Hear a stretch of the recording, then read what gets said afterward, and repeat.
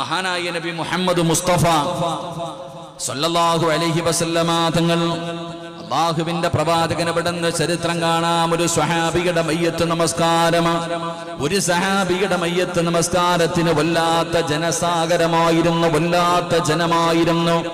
അന്ന് വരെ ഇല്ലാത്ത ഒരു വല്ലാത്ത ജനങ്ങൾ മുഴുവനും മയ്യത്ത് നമസ്കാരത്തിന് വേണ്ടി പങ്കെടുക്കുന്നത് കണ്ടപ്പോ അല്ലാഹുവിന്റെ പ്രവാചകൻ പോലും അവിടുന്ന് ചോദിക്കുന്നു, ജിബ്രീലേ,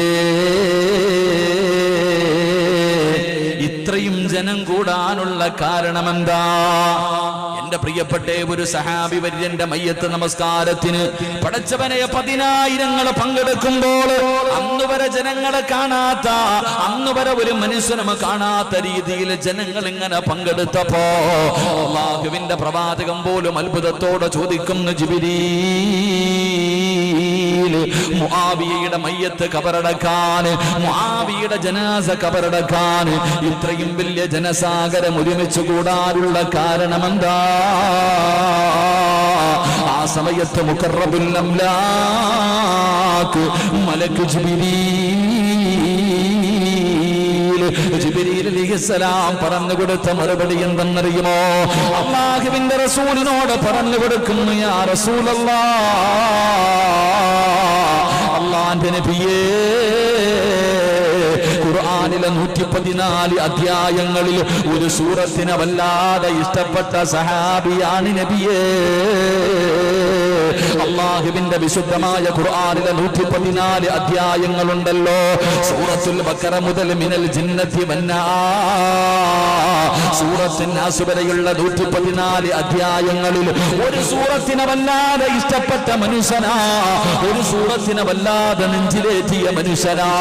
അതിന്റെ പ്രതിഫലമാണെന്ന് മഹാനായ മുഖറബുൽ അംലാക്ക് മലക്ക് ജിബ്രീൽ അലൈഹിസ്സലാം അവിടുന്ന് പറഞ്ഞു കൊടുത്തെന്ന് ചരിത്രം പറയുമ്പോ, എന്റെ പ്രിയമുള്ളവരെ, SSFന്റെ ചെറുപ്പക്കാര് സംഘടിപ്പിച്ചിരിക്കുന്ന ഈ പരിപാടികൾ പങ്കെടുക്കാൻ ഒരുമിച്ച് കൂടിയ മുസ്ലിമേ, ഈ സൂറത്ത് കേൾക്കാതെ ഒരു മനുഷ്യനും ഇന്നിവിടെ നിന്ന് പിരിയരുത്. ഒരാളെ പോലും ഈ പറയുന്ന സൂറത്ത് ഇന്നീ സദസ്സിലിരുന്നിട്ട് നീ ഓതാതെ ഇവിടെ നിന്ന് നീ പിരിയരുത്. ഈ സൂറത്ത് ഇന്നിവിടെ വെച്ച് നീ ഓതിയിട്ട് വേണം പിരിയാ. അങ്ങനെ നീ മനസ്സിൽ നിന്ന് ആ സൂറത്ത് ഓതാ തീരുമാനിച്ച നിന്റെ മയ്യത്ത് ഖബറടക്കാൻ ഇതിനെക്കാളും ജനമുണ്ടാകും ചെറുപ്പക്കാരാ, ഇതിനെക്കാളും ജനമുണ്ടാകും നിന്റെ മയ്യത്ത് ഖബറടക്കാൻ. അല്ലാഹുവേ, അതിനുള്ള ഭാഗ്യം തരണേ അല്ലാഹു, അതിനുള്ള ഭാഗ്യം നൽകി അനുഗ്രഹിക്കുമാറാകട്ടെ. 114 സൂറത്തുകളിൽ ഒരു സൂറത്തിന് ഹൃദയത്തിന്റെ ഉള്ളിൽ കൊണ്ടു നടന്നാൽ നിന്റെ മയ്യത്ത് നമസ്കരിക്കാനും നിന്റെ മയ്യത്ത് ഖബറടക്കാനും 10,000 ഉണ്ടാകും. അല്ലാഹു നമുക്ക് ഭാഗ്യം തരുമാറാകട്ടെ, അല്ലാഹ് ഭാഗ്യം തരുമാറാകട്ടെ. അപ്പൊ ആ സൂറത്ത് പറഞ്ഞു തരട്ടെ, ആ സൂറത്ത് പറഞ്ഞു തരട്ടെ. വേണോ വേണ്ടേ? വേണം. ഒന്ന് കൈവക്കിക്കേ. 11:30 വരെ അവിടെ ഇരിക്കും. വെറുതെ കിട്ടത്തില്ലല്ലോ, കഷ്ടപ്പെട്ട് കിട്ടുമ്പോഴാണ് അതിന് വിലയുണ്ടാവുക. അപ്പൊ 11:30 വരെ അവിടെ ഇരിക്കുക. ഞാൻ പറയാൻ മറന്നാലും നിങ്ങൾ എന്നെ ഓർമ്മിപ്പിക്കണം. എനിക്കിപ്പോൾ ഇത്തിരി മറവി കൂടുതലാണ്. അള്ളാഹു നല്ല ഓർമ്മശക്തി നൽകി അനുഗ്രഹിക്കുമാറാകട്ടെ. അപ്പൊ നിങ്ങൾ ഓർമ്മിപ്പിക്കണം ഇൻഷാ അല്ലാഹ്. അള്ളാഹു ഭാഗ്യം തരുമാറാകട്ടെ. എൻ്റെ പ്രിയമുള്ള സഹോദരങ്ങളെ, എൻ്റെ പ്രിയപ്പെട്ട സഹോദരങ്ങളെ, ഞാൻ എൻ്റെ വിഷയത്തിലേക്ക് കടക്കാം. ഉസ്താദന്മാരെ തിരിഞ്ഞു നോക്കാൻ പേടിയുള്ളത് കൊണ്ടാണ്. കാരണം ഉസ്താദന്മാരിപ്പോഴും പേടി. എത്രയൊക്കെ വഴുതു പറയാൻ പഠിച്ചാലും സത്യം പറഞ്ഞാൽ ഒരുപാട് ജനങ്ങളുള്ള പരിപാടി. അടുത്തിപ്പോൾ ഇവിടെ വരുന്ന വഴിയിലൊരു മക്കാമുണ്ടായിരുന്നല്ലോ, അജ്നമു. അൽഹംദുലില്ലാ, അള്ളാഹു ആ മക്കാമിൽ കിടക്കുന്ന മഹാന്റെ പൊരുത്തം നൽകി അനുഗ്രഹിക്കുമാറാകട്ടെ. ഈ കൊറോണയുടെ സമയത്ത് പോലും അത്ഭുതം തോന്നി, ഇത്രയും ജനം എവിടെ. അപ്പൊ ഞാനിങ്ങനെ ചിന്തിച്ച്, ഈ കൊറോണ ഇല്ലായിരുന്നെങ്കിൽ എന്ത് ചെയ്തേനെ? എത്രയും അൽഹംദുലില്ലാ, എന്ത് ജനമായിരുന്നു. അപ്പൊ അതുപോലെയുള്ള സദസ്സുകളിൽ വഅദ് പറഞ്ഞിട്ടുണ്ടെങ്കിലും ചില സദസ്സിൽ കയറുമ്പോൾ എന്തെന്നറിയില്ല, മുട്ടിടിക്കാറുണ്ട്. കാരണം ഉസ്താദന്മാരെ കണ്ടു കഴിഞ്ഞാൽ മുത്തല്ലിങ്ങൾക്ക് മുട്ടിടിക്കും. അത് പണ്ട് എങ്ങനെ അത് മദ്രസയിൽ പഠിക്കുന്ന വിദ്യാർത്ഥികൾക്കുണ്ടാകാറില്ല. മുത്തഅല്ലിമീങ്ങൾക്ക് എത്ര വലിയ ആളായാലും ഉസ്താദന്മാരെ കാണുമ്പോൾ ചെറുതായിട്ടൊന്ന് കാലു പറയ്ക്കും. അതെന്തെന്ന് വെച്ചാൽ നല്ല അടി കൊണ്ട് പഠിച്ചത് കൊണ്ടാണ്. എന്താണെന്നറിയില്ല. അള്ളാഹു നമ്മുടെ ഉസ്താദന്മാർ നമ്മളൊക്കെ അവരെ അടിച്ച് നന്നാക്കിയത് കൊണ്ടല്ലേ ഇങ്ങനെ ആയത്. അടിച്ചെന്ന് പറഞ്ഞ് ഒരിക്കലും കുറ്റം പറയണില്ല. സത്യം പറഞ്ഞാൽ ഞങ്ങൾ എന്നെയൊക്കെ അടിച്ച ഉസ്താദന്മാരെ കാണുമ്പോൾ ഞാൻ മനസ്സിലൊരു ഫാത്തിഹ ഓതും, അൽഹംദുലില്ലാഹ് ഇവരൊക്കെ അന്ന് അടിച്ച് നന്നാക്കിയില്ലായിരുന്നു നമ്മൾ എന്ത് ചെയ്തേനെന്ന്. അന്നൊക്കെ അവരോട് നമുക്ക് വലിയ ദേഷ്യമാണ്. ഇപ്പോൾ മുത്തഅല്ലി ഇപ്പോൾ ഇവിടെ നടക്കുന്ന ഇവിടുത്തെ കോളേജിൻ്റെ അല്ലായിരുന്നു തോടാറത്തെ വിദ്യാർത്ഥികളൊക്കെ അൽഹംദുലില്ലാഹ് ഇപ്പോൾ 2 വർഷം ഉണ്ടായിരുന്നു. ഈ പ്രാവശ്യം ഡേറ്റ് ചെയ്യാൻ പറ്റിയില്ല. ഇൻഷാ അല്ലാഹ് ഇപ്പോൾ തുറൂസൊക്കെ അതെങ്ങനെ ഉസ്താദന്മാരെ കാണുമ്പോൾ വിളിച്ചു പറഞ്ഞ മുത്തഅല്ലിമിൻ്റെ പേര് എന്നെ മറന്നുപോയത് പേടിച്ചിട്ട് വേറൊന്നും കൊണ്ടല്ല. എൻ്റെ പ്രിയപ്പെട്ടവരെ, നമ്മൾ അല്ലാണ്ട് ഉസ്താദന്മാരിരിക്കണം. എന്തെങ്കിലും ഉണ്ടെങ്കിൽ അതബ് കേടായിട്ടൊന്നും കരുതിയേക്കരുത്. നിങ്ങളുടെ ശിഷ്യനെ പൊരുത്തപ്പെട്ടേക്കണം. അള്ളാഹു നമുക്കൊക്കെ നമ്മുടെ ഉസ്താദന്മാർ മരിച്ചുപോയവരുടെ ഖബറിടം അള്ളാഹു വിശാലമാക്കി കൊടുക്കുമാറാകട്ടെ. ആമീൻ പറഞ്ഞങ്ങാതി. ആ ഉസ്താദിന്റെ അടിയുണ്ടല്ലേ നീ ഫാത്തിഹ പഠിച്ചേ? ആ ഉസ്താദ് പഠിപ്പിച്ചെന്ന അലിഫല്ലേ നിനക്ക് ഇന്നും അറിയണേ? നീ പഠിച്ചതൊക്കെ മറന്നുപോയി. നിങ്ങൾ ആലോചിച്ച് നോക്ക്. നമ്മുടെ ഉസ്താദന്മാര് നമുക്ക് പഠിപ്പിച്ചു തന്ന 1-ാം ക്ലാസ്സിലും ഇവിടെ അര ക്ലാസ് ഉണ്ടോ? ഒന്നിന് താഴെ ഒരു ക്ലാസ് ഇല്ല ഞങ്ങളുടെ ആ ഉസ്താദന്മാര് പഠിപ്പിച്ചു തന്ന അലിഫും ബാക്ക് നമുക്ക് മറക്കാൻ പറ്റും മരിക്കണ കാലം വരെ. വേറെ എന്തും നമ്മൾ മറക്കും. വേറെ എന്ത് മറന്നുപോയാലും അലിഫും ബാവും താവും സാഹൊക്കെ നമുക്ക് മറക്കാൻ പറ്റുമോ? ഉസ്താദ് പഠിപ്പിച്ചു തന്ന ആ ഫാത്തിഹയൊക്കെ നമുക്ക് മറക്കാൻ പറ്റുമോ? അള്ളാഹു നമ്മുടെ മരിച്ചുപോയ ഉസ്താദന്മാരുടെ മണ്ണറ അള്ളാഹു സ്വർഗമാക്കി കൊടുക്കുമാറാകട്ടെ. ജീവിച്ചിരിക്കുന്നവർക്കൊക്കെ അള്ളാഹു ആഫിയത്തും ദീർഘായുസ്സും നൽകി അനുഗ്രഹിക്കുമാറാകട്ടെ. എൻ്റെ പ്രിയമുള്ള സഹോദരങ്ങളെ, മുഅ്മിനീങ്ങളെ, നമ്മളെല്ലാവരും ഈ ദുനിയാവിലെ ജീവിതത്തിൽ, ഈ ദുനിയാവിലെ ഈ ചുരുങ്ങിയ 10, 60 അല്ലെങ്കിൽ 70, 80 വർഷക്കാലം നീണ്ടിരിക്കുന്ന ഈ ജീവിതത്തിൽ നമ്മൾ ഒരാളും ഒരാളുടെ മുന്നിൽ നാണം കെടാൻ ആഗ്രഹിക്കുന്നില്ല. അത് നല്ലവനാണെങ്കിലും മോശക്കാരനാണെങ്കിലും ഒരാൾ മറ്റൊരാളുടെ മുന്നിൽ നാണം കെടുക, നിന്യനായി പോവുക, നിസാരനായി പോകുക, എല്ലാവരുടെ മുന്നിൽ, ഭാര്യയുടെ മുന്നിൽ, മക്കളുടെ മുന്നിൽ, കൂടപ്പറപ്പുകളുടെ മുന്നിൽ, കുടുംബക്കാരുടെ മുന്നിൽ, കൂട്ടുകാരുടെ മുന്നിൽ, നാട്ടുകാരുടെ മുന്നിൽ നാണം കെട്ടുപോകുന്നതിന് ഞാനും നിങ്ങളും എല്ലാവരും ഭയപ്പെടുന്നുണ്ട്. നമ്മളെല്ലാവരും വല്ലാതെ ഭയപ്പെടുന്നു.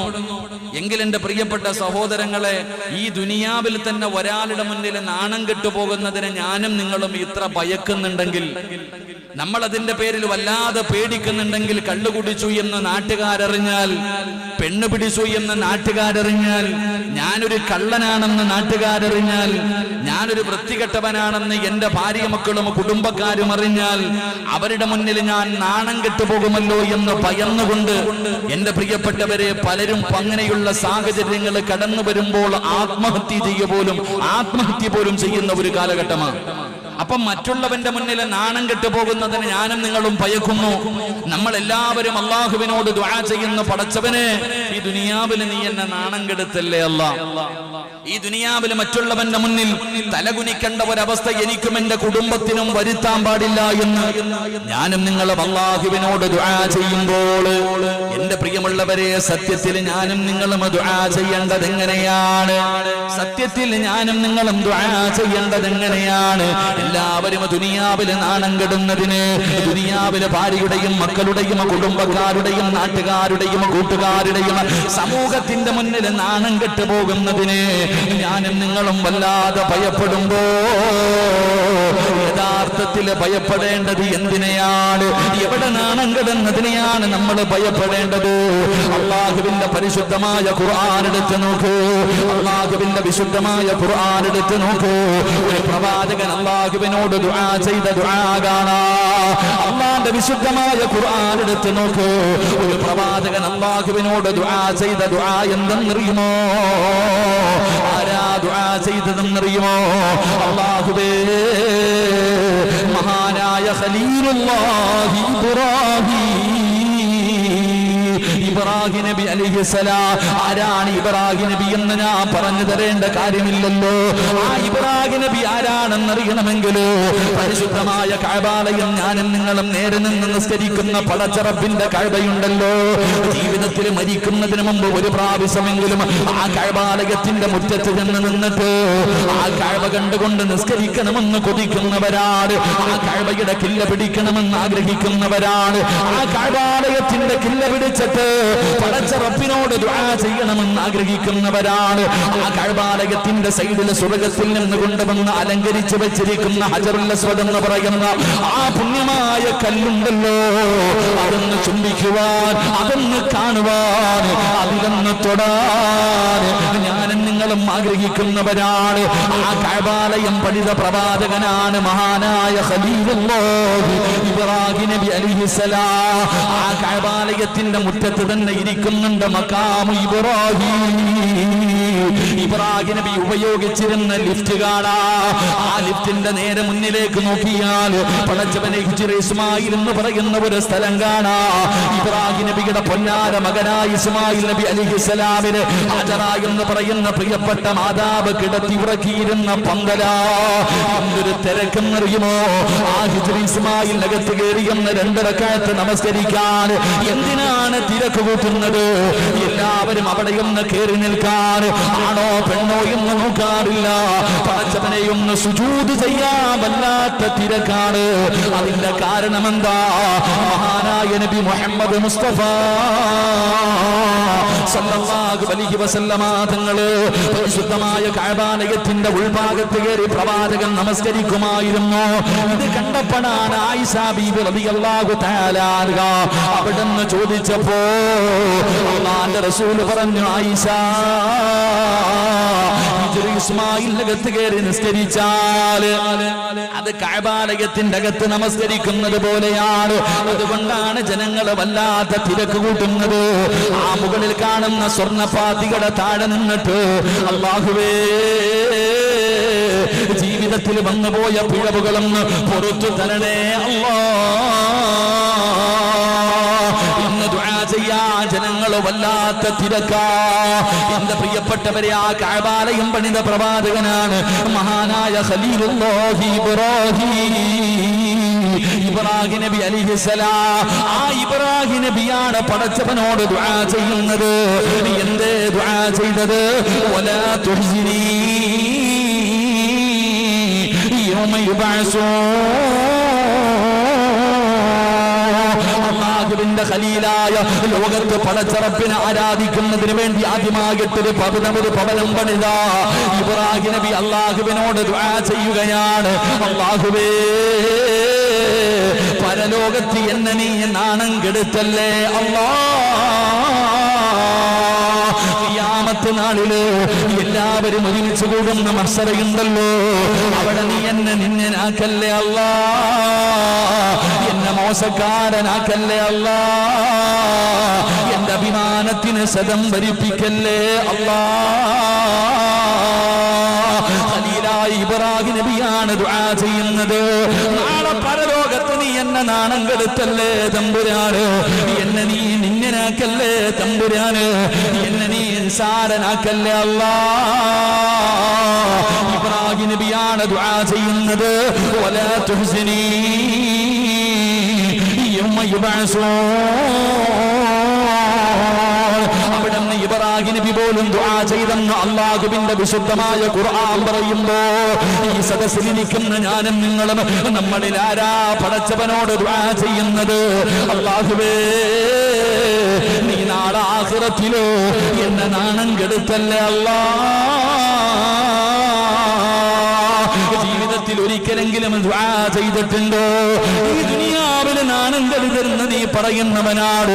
ഇവിടെ നാണം കെടുത്തല്ലേ തമ്പുരാന്, ഇസ്സത്തിന് കോട്ടം വരുത്തല്ലേ തമ്പുരാന് എന്ന് ദുആ ചെയ്യുന്ന നീയോ നാളെ പടച്ചറപ്പിന്റെ പരലോകത്ത് എന്നെ നാണം കെടുത്തരുതേ എന്ന് പടച്ചറപ്പിനോട് 5 വഖത്ത് നമസ്കാരം കഴിഞ്ഞ് പടച്ചറപ്പിനോട് ചോദിക്കുന്ന എത്ര പേരാ? നിനക്ക് നിസാരമായി പോയോ? നിനക്കത് നിസാരമായി പോയോ? കേവലം ഈ നാട്ടിലെ നാട്ടുകാരുടെ മുന്നിലൊന്ന് നാണം കെട്ടുപോയാൽ എടാ പറയുന്നവര് 4 ദിവസം പറയും 5ന്റെ നിന്റെ കാര്യം മറന്നുപോയി, അവന് മറ്റൊരു കാര്യം കിട്ടുകയാണ്. ഇവിടെ നാണം കെടുന്നതിന് ഞാനും നിങ്ങളും ഇത്ര ഭയപ്പെടുന്നതെങ്കിലോ നാളെ പടച്ചറപ്പിന്റെ കോടതിയെ കുറിച്ച് നിനക്കെന്തേ ഓർമ്മ വരാത്തത്? എന്റെ അള്ളാന്റെ കോടതി ഉണ്ടല്ലോ. അല്ലാഹുവേ, 1 1,24,000 പരം വരുന്ന പ്രവാചകന്മാര്, ആദം നബിയും നൂഹ് നബിയും മൂസാ നബിയും ദാവൂദ് നബിയും ഇബ്രാഹിം നബിയും യാക്കൂബ് നബിയും യൂസുഫ് നബിയും യൂനുസ് നബിയും നൂഹ് നബിയും ഈസാ നബി വരെ 1,24,000 പരം വരുന്ന പ്രവാചകന്മാര്, ആ പ്രവാചകന്മാരുടെ കുടുംബക്കാര്, ആ പ്രവാചകന്മാരുടെ ഉമ്മത്തുകള് മഹാനായ നബി മുഹമ്മദ് മുസ്തഫ സല്ലല്ലാഹു അലൈഹി വസല്ലമ തങ്ങള്, ആ പ്രവാചകന്റെ കുടുംബക്കാര്, ആ പ്രവാചകന്റെ സ്വഹാബികള്, അവിടുത്തെ താബീങ്ങള്, തബഉ താബീങ്ങള്, ഇമാമുമാര്, ഔലിയാക്കന്മാര്, സയ്യിദന്മാര്, പണ്ഡിതന്മാര്, സ്വാലിഹീങ്ങള്, അല്ലാഹു ആദരിച്ചവർ, നീയും നിന്റെ ഭാര്യയും നിന്റെ മക്കളും നിന്റെ കൂടപ്പുറപ്പും നിന്റെ കുടുംബക്കാര്, ഇങ്ങനെ കോടാനുകോടി ജനങ്ങളുടെ മുന്നില് നാണം കിടന്ന രംഗം എന്തേ നീ ചിന്തിച്ചു നോക്കാത്തത്? അവിടെ നാണം കെട്ടു പോകുന്നതിനെ കുറിച്ച് എന്തേടാ ചെറുപ്പക്കാരാ നിനക്ക് ആലോചന വരാത്തത്? എന്റെ പ്രിയപ്പെട്ട പെങ്ങള്, 1,24,000 പരം വരുന്ന പ്രവാചകന്മാർ, അവരുടെ സമുദായങ്ങൾ മുഴുവനും അല്ലാഹുവിന്റെ കോടതിയിൽ ഒരുമിച്ച് കൂടുന്ന ദിവസമുണ്ടല്ലോ, ആ ദിവസത്തിൽ നീ നാണം കെടുന്നതിനെ എന്തേ ഭയക്കാത്തത്? അതിനെക്കുറിച്ച് നിനക്ക് ഓർമ്മയില്ലാത്തത് കൊണ്ടല്ലോ, അതിനെക്കുറിച്ച് നിനക്ക് അറിവില്ലാത്തത് കൊണ്ടല്ലോ. മഹാനായ നബി മുഹമ്മദ് മുസ്തഫ സല്ലല്ലാഹു അലൈഹി വസല്ലമ തങ്ങൾ പറഞ്ഞു തരികയാ, അല്ലാഹുവിന്റെ പ്രവാചകനാണ് പറയുന്നത്, ഈ നിരന്നിരിക്കുന്ന ഞാനും നിങ്ങളുമുണ്ടല്ലോ, നമ്മളെല്ലാവരും മരണപ്പെട്ടു കഴിഞ്ഞാൽ കറുത്തവനാകട്ടെ വെളുത്തവനാകട്ടെ, പണമുള്ളവനാകട്ടെ പാവപ്പെട്ടവനാകട്ടെ, വിലപിടിപ്പുള്ള വസ്ത്രം ധരിച്ചവനാകട്ടെ കീറിപ്പറിഞ്ഞതാകട്ടെ, കുളിച്ചവനാകട്ടെ കുളിക്കാത്തവനാകട്ടെ, സുഗന്ധം തേച്ചവനാകട്ടെ തേക്കാത്തവനാകട്ടെ, എത്ര വലിയ കൊലകൊമ്പനാണെങ്കിലും ഈ നാട്ടിലെ ഏറ്റവും വലിയ സമ്പന്നം മരിച്ചാൽ പെൻഷുകാരുണ്ട്, 2 നിലയുള്ള കെട്ടിടമുണ്ട്, AC റൂമുണ്ട്, സഞ്ചരിക്കാൻ ഒരുപാട് വാഹനങ്ങളുണ്ട്, ഒരുപാട് പണം കൊടുത്തവനാകട്ടെ, ഈ നാട്ടിലെ ഏതെങ്കിലും ഒരു കടത്തിണ്ണയിൽ കടന്നുറങ്ങുന്ന മുസ്ലിമാകട്ടെ, ആര് മരിച്ചാൽ ആ മനുഷ്യനെ യഥാ നല്ലതുപോലെ കുളിപ്പിക്കുകയാ. പഠിച്ചവനെ സാധാരണ രീതിയിലല്ല, ഞാനും നിങ്ങളും കുളിക്കുന്നത് പോലെയല്ല. പഠിച്ചവനെ ജീവിതത്തിൽ നമ്മൾ അങ്ങനെ കുളിക്കണമെന്നില്ല, നമ്മുടെ ഉമ്മ പോലും നമ്മളെ അങ്ങനെ കുളിപ്പിച്ചിട്ടുണ്ടാകണമെന്നില്ല. അല്ലാഹുവേ, ചൂടുവെള്ളം തയ്യാറാക്കിയിട്ട് മനോഹരമായി നമ്മളെ കുളിപ്പിക്കുകയാണ്. നമ്മുടെ നഖത്തിന്റെ അടിയിലിരിക്കുന്ന അഴുക്കുകൾ പോലും വലിയ ശുദ്ധിക്കാരനായിരുന്നിട്ട് പോലും നീ അങ്ങനെ കുളിച്ചിട്ടില്ല. ചെറുപ്പക്കാരാ, എന്റെ പ്രിയപ്പെട്ട പെങ്ങള്, വലിയ അശുദ്ധി ഉണ്ടായിരുന്ന സമയത്ത് പോലും നീ നിന്റെ നഖത്തിന്റെ അടിയിലിരിക്കുന്ന അഴുക്കെടുത്ത് കളയാൻ മറന്നിട്ടുണ്ടാകാം. പക്ഷേ മയ്യത്ത് കുളിപ്പിക്കുമ്പോ എല്ലാം എടുത്തു കളയുകയാണ്, എല്ലാം എടുത്തു കളയുകയാണ്. പടച്ചവനെ, നല്ലതുപോലെ എന്ത് സൂക്ഷ്മതയോടുകൂടിയാണ് നമ്മളെ കുളിപ്പിക്കുന്നത്. നമ്മളിൽ പലരും കുളിക്കുന്ന സമയത്ത് പല്ല് തേക്കാറില്ല, പക്ഷേ നല്ല രീതിയിൽ നിന്നെ കുളിപ്പിക്കുകയാണ്, സുഗന്ധങ്ങൾ നിന്റെ ശരീരത്തൊടിക്കുകയാണ്. അല്ലാഹുവേ, എന്ത് പൊന്നുപോലെ അല്ലാ നിന്നെ പതുക്കെ ഇങ്ങനെ തുണികൾ കൊണ്ട് കഴുകിയിട്ട് ഇങ്ങനെ തുടയ്ക്കുകയാ. നിന്നെ മനോഹരമായി ഒരു പുതിയ ആപ്പിളെ ഒരുക്കുന്നത് പോലെ നിന്നെ നല്ല നിലയിൽ ഇങ്ങനെ നിന്റെ കുടുംബക്കാര് നിന്റെ മയ്യത്ത് കുളിപ്പിക്കുകയാണ്. അത് കഴിഞ്ഞ് ഉളുപെടുപ്പിച്ചു. അല്ലാ, പുതിയ വെള്ള തുണിയിലാ നിന്നെ പൊതിയുന്നത്. കീറി പറഞ്ഞ ഉടുപ്പും ധരിച്ച് നടന്ന ചെറുപ്പക്കാരാ, അതാ വെള്ള തുണിയിൽ മനോഹരമായി നിന്നെ പൊതിയുകയാണ്. എന്നിട്ട് താങ്ങിയെടുക്കുകയാണ്, കൊണ്ടുപോയി കിടത്തിയിട്ട് 3 കഷ്ടം വെള്ള തുണിയില് നിന്നെ അവിടെ നിന്ന് പൊതിയുകയാ. എന്നിട്ട് പടച്ചവനെ, നല്ലതുപോലെ നിന്റെ കഫം തുണികൾ വരിഞ്ഞങ്ങ് മുറുക്കിയിട്ട് നിന്റെ തലയിലും നിന്റെ നടുവിലും നിന്റെ കാലിന്റെ ഭാഗത്ത് 3 കെട്ടുകൾ അവിടെ നിന്ന് കെട്ടുകയാണ്. എന്നിട്ട് പള്ളിയിൽ നിന്ന് കൊണ്ടുവച്ചിരിക്കുന്ന മയ്യത്ത് കെട്ടിലുണ്ടല്ലോ, അല്ലാഹുവേ, ഞാനും നിങ്ങളും ആ വാഹനം കാണുമ്പോൾ പള്ളിയുടെ പരിസരത്ത്, പള്ളിയുടെ പുറകില് പള്ളിയുടെ ഏതെങ്കിലും ഒരു സൈഡില് ആ മയ്യത്ത് കെട്ടിലിരിക്കുന്നത് കാണുമ്പോഴെങ്കിലും നിനക്കൊന്ന് ചിന്തിച്ചുകൂടെടാ? എന്തേ നോക്കാത്തത്? എന്തേ കാണാത്തത്? ഒരു ദിവസം നിന്നെ കടത്തുമല്ലോടാ ചെറുപ്പക്കാരാ. ഈ പള്ളിയിലേക്ക് കടന്നു വരുന്നവരോട് ആ മയ്യത്ത് കെട്ടില് കാണുന്ന സമയത്ത് നീ ചിന്തിക്കണമല്ല, ഇതൊരു ദിവസം എന്റെ വീടിന്റെ അകത്ത് കടന്നു വരുമല്ലോ, വിളിക്കാതെ കടന്നു വരുമല്ലോ. ആ മയ്യത്ത് കെട്ടിലെത്തു കടക്കുന്നത് കണ്ടാൽ എനിക്കും നിങ്ങൾക്കും എന്തെങ്കിലും ഒന്ന് തോന്നാറുണ്ടോ? എന്റെ പ്രിയമുള്ളവരെ, ഒരു ദിവസം നിന്റെ വീടിന്റെ മുന്നില് പൊടിയൊക്കെ തുടച്ചു കളഞ്ഞിട്ട് അതിനകത്ത് വെച്ചിരിക്കുന്ന പച്ച തുണിയെല്ലാം ഒന്ന് കുടഞ്ഞിട്ട് നിന്റെ വീടിന്റെ മുന്നിൽ കൊണ്ടുവെക്കുന്ന ദിവസമുണ്ടടാ ചെറുപ്പക്കാരാ. നിന്നതിന്റെ മുകളിലേക്ക് എടുത്ത് മലർത്തി കിടത്തുകയാ. എന്നിട്ട് 6 പേര് ലാ ഇലാഹ ഇല്ലല്ലാഹ് എന്ന് പറഞ്ഞുകൊണ്ട് നിന്റെ ജനാസ ഈ കക്കിഞ്ചയിലെ പള്ളിയുടെ മുന്നിൽ കൊണ്ടുവച്ചു. മയ്യത്ത് നമസ്കാരം കഴിഞ്ഞു. താങ്ങിയെടുത്തുകൊണ്ട് പള്ളിപ്പറമ്പിൽ 6 അടി മണ്ണിന്റെ അകത്ത് നിന്റെ ജനാസ ഇറക്കി കിടത്തി. അല്ലാഹുവേ, ഇവരുടെ ഭാഗത്തേക്ക് നിന്റെ മുഖമങ്ങ് തിരിച്ചു വെച്ചു. എന്നിട്ട് 3 കെട്ടുകൾ അടിച്ചു മാറ്റി, മുഖത്ത് നിന്ന് തുണി മാറ്റി, ഒരു പിടി മണ്ണ് വാരിയിട്ട് മിൻഹാ ഖലഖനാകും വഫീഹാ നുഈദുകും വമിൻഹാ നുഖ്രിജുകും താറത്തൻ ഉഖ്റാ എന്ന് പറഞ്ഞുകൊണ്ട് നിന്റെ കവളിന്റെ താഴെയാ മണ്ണ് വെച്ചിട്ട് എല്ലാവരും കൂടെ പലകകളെത്ത് നിരത്തിയിട്ട് മണ്ണിട്ട് മൂടിയിട്ട് മഅസ്സലാമാ എന്ന് പറഞ്ഞുകൊണ്ട് കബറിന്റെ ചാരത്ത് നിന്ന് പിരിഞ്ഞു പോവുകയാ. എങ്ങനെയാ നിന്നെ കടത്തിയത്? ഇതിനെക്കാലം നല്ലതുപോലെ നിന്നെ ഒരുക്കാൻ വേറെ ആരുമില്ല. അതുപോലെ മനോഹരമായി കുളിപ്പിച്ച് ഒരുക്കി പുതുവസ്ത്രവും ധരിച്ച് സുഗന്ധവും തേച്ച് പള്ളിയുടെ പറമ്പിൽ നിന്നെ കൊണ്ടുപോയി അടക്കുമല്ലോ. എങ്കിൽ അല്ലാഹുവിന്റെ റസൂൽ പറഞ്ഞു, സ്വഹാബാ, നാളെ ഇസ്രാഫീൽ എന്ന് പറയുന്ന മലക്കുണ്ടല്ലോ, ആ മലക്ക് 2ാമത് മസൂർ എന്ന് പറയുന്ന കാകളത്തിൽ ഊതുകയാണ്. ഈ പ്രപഞ്ചം മുഴുവനും തകർന്ന് തരിപ്പണമായതിനു ശേഷം അല്ലാഹുവല്ലാതെ ഈ ലോകത്തെ സർവ്വരും നശിച്ചു പോയി. എല്ലാവരും മണ്ണിന്റെ അടിയിലായി. 2ാമത് ഇസ്രാഫീൽ എന്ന് പറയുന്ന മലക്കുണ്ടല്ലോ, ഇസ്രാഫീലേ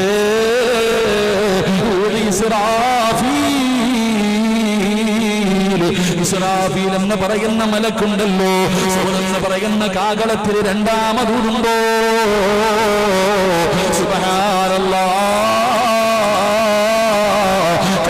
പള്ളിയുടെ കബറസാൽ നിന്ന് എഴുന്നേൽക്കുകയാ. മണ്ണിനടിയിൽ നിന്ന് ജനങ്ങൾ എഴുന്നേൽക്കുകയാണ്, കബറിനകത്ത് നിന്ന് എഴുന്നേൽക്കുകയാ. റസൂലുള്ള പറയുന്ന രംഗമെന്തെന്നറിയോ? എങ്ങനെയാണ് വരുന്നതെന്നറിയുമോ? കുളിപ്പിച്ച് ഒരുക്കി കിടത്തിയ ചെറുപ്പക്കാരാ,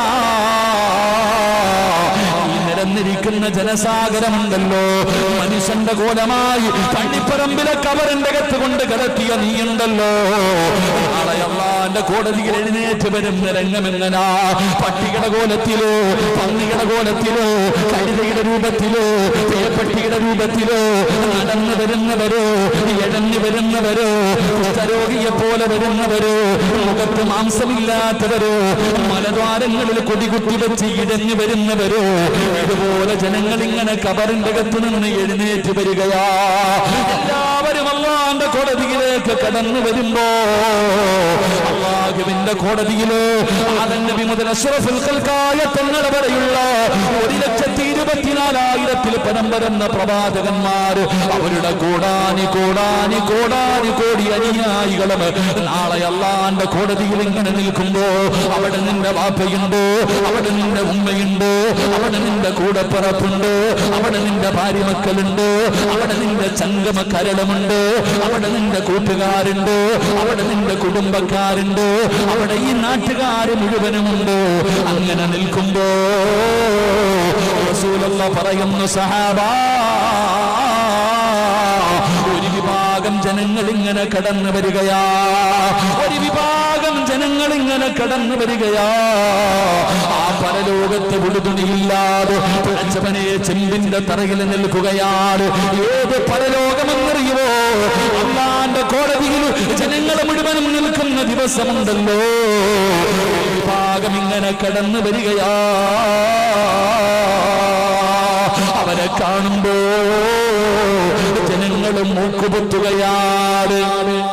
ജനങ്ങളെ നടന്നു വരുന്നത് കാണുമ്പോ ഈ നാട്ടിലെ ചില ആൾക്കാര് നാളെ പടച്ചറപ്പിന്റെ പരലോകത്തുകൂടെ കടന്നു വരുമ്പോ ജനങ്ങളെ മൂക്കുപൊത്തുകയാ. എല്ലാവരും മുഖം തിരിക്കുകയാ. അവര് ചോദിക്കുന്നു, ഈ വൃത്തികെട്ടവരാരാ? ഈ വരുന്ന നശിച്ചവരാരാ? ഈ വരുന്ന ഈ മോശമായ ആൾക്കാരാരാ? പടച്ചവനെ നാളെ ചോദിക്കുകയാ, എടാ ചെറുപ്പക്കാരാ, എവിടെ നിന്നാ ചോദിക്കുന്നതെന്ന് നീ ഒന്ന് ചിന്തിച്ചു നോക്ക്. ഈ അല്ലാഹുവിന്റെ വിശുദ്ധമായ ഖുർആൻ പറയുകയാണ്, എവിടെ നിന്നാണ് പറയുന്നതെന്നറിയോ? അല്ലാഹുവിന്റെ കോടതിയിൽ നിന്നാ. 15 ലക്ഷത്തോളം കിലോമീറ്ററുകളിൽ മുകളിൽ നിൽക്കുന്ന സൂര്യന്റെ ചൂടുണ്ടല്ലോ, ആ ഉച്ചത്തെ ചൂട് ഇപ്പോഴും നിനക്കും എനിക്കും സഹിക്കാൻ പറ്റുന്നില്ല. പടച്ചവനെ വിയർക്കുകയല്ലേ. റസൂലുള്ള പറഞ്ഞു, സഹാബാ, ഒരു ചാണ് മുകളിലാ, ഒരു സുറുമക്കോലിന്റെ വലിപ്പത്തിന്റെ മുകളില് അല്ലാഹുവിന്റെ സൂര്യൻ ഇങ്ങനെ കത്തി ജ്വലിച്ച് നിൽക്കുകയാ. ശരീരം വിയർക്കുന്ന ചെറുപ്പക്കാരാ, അന്നിങ്ങനെ വിയർപ്പിന്റെ അകത്തും മുങ്ങുകയാടാ. മോനെ, വിയർപ്പ് താടില്ലടോ, കാരണം ചെമ്പിന്റെ തറയാ. നിന്റെ വിയർപ്പിങ്ങനെ കെട്ടിക്കിടക്കുകയാണ്. മുട്ടുവരെ, അരവരെ, നെഞ്ചുവരെ, കഴുത്തുവരെ ജനങ്ങൾ ഇങ്ങനെ വിയർപ്പിന്റെ അകത്ത് മുങ്ങുന്ന ദിവസമാ. യൗമ യഫിറുൽ മർഉ മിൻ അഖീഹി വഉമ്മിഹി വഅബീഹി വസാഹിബതിഹി വബനീഹി. പൊന്നാര മകൻ ഇങ്ങനെ നോക്കുമ്പോ ഉമ്മയവിടെ നിൽപ്പുണ്ട്, വാപ്പയവിടെ നിൽപ്പുണ്ട്, കൂടെ കിടന്ന ഭാര്യയുണ്ട്, സ്വന്തം മക്കളുണ്ട്, കൂടപ്പുറപ്പുണ്ട്, കുടുംബക്കാരുണ്ട്. കണ്ട പരിചയം പോലും കാണിക്കാത്ത ദിവസമാ.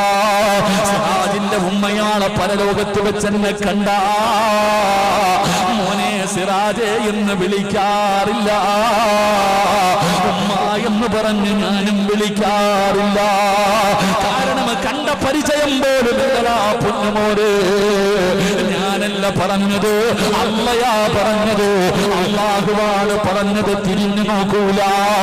ആ ഭയാനകമായ ദിവസത്തില് അല്ലാഹ് ജനങ്ങൾ പോലും നിലവിളിക്കുകയാണ്, യാ വൈലത്താ, യാ ഹസ്റത്താ, എന്റെ നാശമേ, എന്റെ നാശമേ, എന്റെ നാശമേ എന്ന് ജനങ്ങൾ വിലപിക്കുന്ന ദിവസമുണ്ടല്ലോ. അല്ലാഹുവിന്റെ പ്രവാചകന്മാര് പോലും, ആദം നബിയും നൂഹ് നബിയും മൂസാ നബിയും ഇബ്രാഹിം നബിയും എല്ലാ പ്രവാചകന്മാര് പോലും അവരവരുടെ കാര്യമോർത്തിട്ട് തലകുനിച്ചിരിക്കുന്ന ദിവസമുണ്ടല്ലോ. ആ ദിവസത്തിലാണ് ഇത്രയും പ്രയാസത്തിൽ നിൽക്കുന്ന ജനങ്ങളാ. ആ വരുന്ന വിഭാഗത്തെ കാണുമ്പോ നാറിയ കോലത്തിലോ വൃത്തികെട്ടവരെ പോലെ ദുർഗന്ധമടിക്കുന്ന രീതിയിലോ നിന്യന്മാരായി, നിസാരന്മാരായി നാണം കെട്ട് നാളെ ഒരു വിഭാഗം പരലോകത്തേക്ക് കടന്നു വരികയാ. റസൂലുള്ളാഹി പറഞ്ഞു, സഹാബാ, ആ സമയത്ത് മറ്റുള്ളവര് ചോദിക്കുകയാ, ഈ വൃത്തികെട്ടവരാരാ? ഇവരെന്ത് പാപം ചെയ്തതിന്റെ പേരിലാ അല്ലാഹു ഇവർക്ക് ഇങ്ങനെ ഒരു ശിക്ഷ കൊടുത്തത് എന്ന അറപ്പോടെ വെറുപ്പോടെ ജനങ്ങൾ നാളെ പരലോകത്ത് വെച്ച് കാണുന്ന ഒരു വിഭാഗമുണ്ട്. സഹാബാ, റസൂലുള്ളാഹിയാ, നാളെ പടച്ചറപ്പിന്റെ കോടതിയില് നിന്യന്മാരായി, നിസാരന്മാരായി നാണം കെട്ട് വരുന്ന ഒരു വിഭാഗമുണ്ടെന്ന് ആദരവായ പ്രവാചകൻ നബി മുഹമ്മദ് മുസ്തഫ. ആദരവായ ആദരവായ പ്രവാചകൻ നബി മുഹമ്മദ് മുസ്തഫ സല്ലല്ലാഹു അലൈഹി വസല്ലമ തങ്ങൾ പറഞ്ഞു, നാളെ പടച്ച റബ്ബിന്റെ കോടതിയിൽ പുഴുത്ത് നാറി ദുർഗന്ധമടിക്കുന്ന രീതിയിൽ, കാണുന്നവർ മുഴുവനും മൂക്കുപൊത്തി മാറി ഓടുന്ന രീതിയിൽ ഈ സദസ്സിലിരിക്കുന്ന ചില ആൾക്കാർ കടന്നു വരുമെന്ന് ആദരവായ പ്രവാചകൻ നബി മുഹമ്മദ് മുസ്തഫ സല്ലല്ലാഹു അലൈഹി വസല്ലം. അള്ളാഹു ആ വിഭാഗത്തെ തൊട്ട് നമ്മളെ കാത്തുരക്ഷിക്കുമാറാകട്ടെ. അള്ളാഹു ആ വിഭാഗത്തിനെ തൊട്ട് നമ്മളെ കാത്തുരക്ഷിക്കുമാറാകട്ടെ. മൂസാ നബി അതുകൊണ്ടാണ് ഇബ്രാഹിം നബി ദുആ ചെയ്തത്, അള്ളാഹുവേ നാളെ നീ എന്നെ നാണം കെടുത്തല്ലേ അല്ലാഹ്. ഇവിടെ നാണം കെട്ട എത്ര പേര് നിന്നെ കളിയാക്കും, എത്ര ദിവസം കളിയാക്കും, 4 ദിവസം കഴിയുമ്പോൾ മറക്കും, അടുത്തവന്റെ കാര്യം നോക്കും. എടാ കൂടിപ്പോയാ നീ മോഷണം നടത്തിയ, നീ കൊലപാതകം ചെയ്ത, നീ എന്തെങ്കിലും പെണ്ണു പിടിച്ച എത്ര ദിവസം പറയും? 4 ദിവസം, ഒരാഴ്ച കഴിഞ്ഞു, അടുത്തവനെ പിടിച്ചു, നിന്റെ കാര്യം കഴിഞ്ഞു, നീ രക്ഷപ്പെട്ടു. അങ്ങനെ ആയിരുന്നെങ്കിൽ രാഷ്ട്രീയക്കാരൊക്കെ ആരാകുമായിരുന്നു? 4 ദിവസം നിന്നെ കുറിച്ച് പറയും, കഴിഞ്ഞു. എന്നാ നീ ഇവിടെ നാണം കെടുന്നതിനെ ഇത്ര ഭയക്കുന്നുണ്ടെങ്കിൽ നാളെ അള്ളാഹുടെ കോടതിയിൽ നാണം കെടുന്നതിനെ കുറിച്ച് നീ വല്ലാതെ ഭയക്കണം. അള്ളാഹു നമുക്ക് ഭയം നൽകുമാറാകട്ടെ. അള്ളാഹു ഭയം നൽകുമാറാകട്ടെ. അള്ളാഹു ഭയം നൽകുമാറാകട്ടെ. ഒരു 3 സ്വലാത്ത് സ്വല്ലല്ലാഹു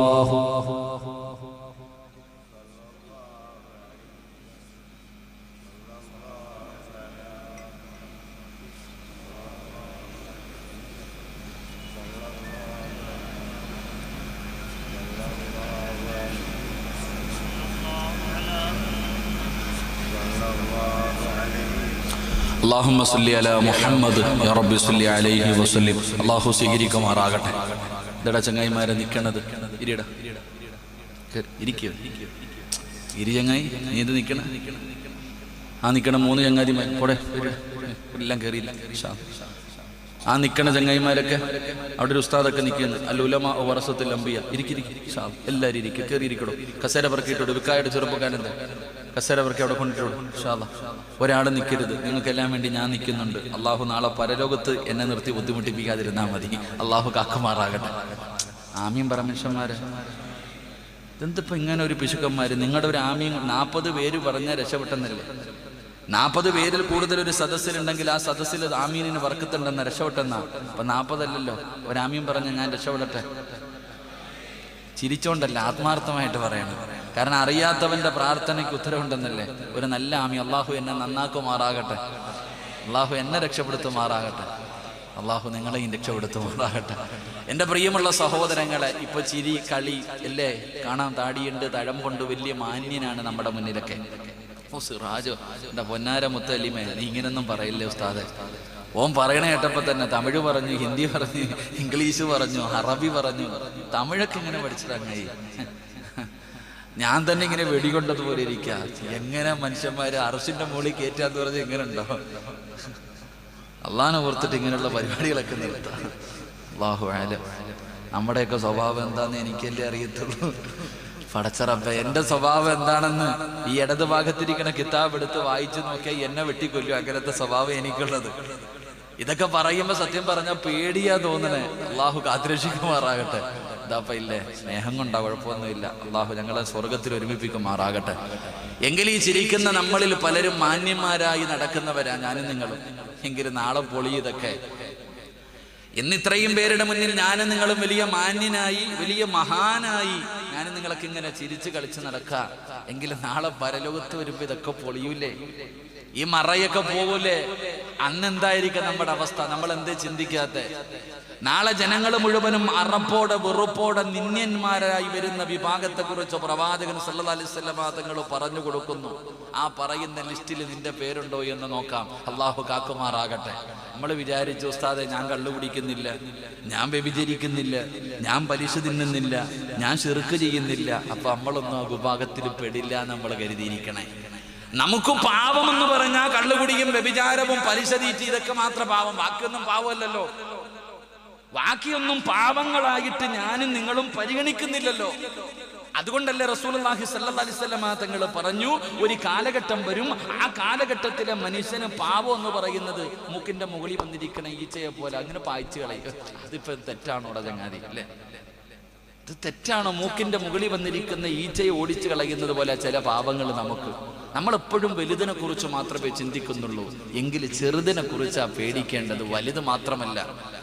ചെറുതിനെ കുറിച്ചും നീ വല്ലാതെ ഭയപ്പെടണം. അല്ലാഹുവിന്റെ പ്രവാചകൻ സല്ലല്ലാഹു അലൈഹി വസല്ലമ തങ്ങളോട് സ്വഹാബത്ത് ചോദിക്കുന്നു, യാ റസൂലല്ലാഹ്, അല്ലാഹുവിന്റെ നബിയേ, ആരാണ് നബിയേ? പടച്ച റബ്ബിന്റെ പരലോകത്തിലെ ഈ നശിച്ചവരാരാ? ഈ നിന്യന്മാരാരാ? അല്ലാഹുവേ, എല്ലാവരുടെ മുന്നിൽ നാളെ നാണം കിടുന്ന ഈ വിഭാഗമാരാ? അല്ലാഹുവിന്റെ പ്രവാചകൻ അവിടെന്ന് പറഞ്ഞു, സ്വഹാബാ, ഈ പറയുന്ന ദുസ്വഭാവം ആർക്കുണ്ടോ?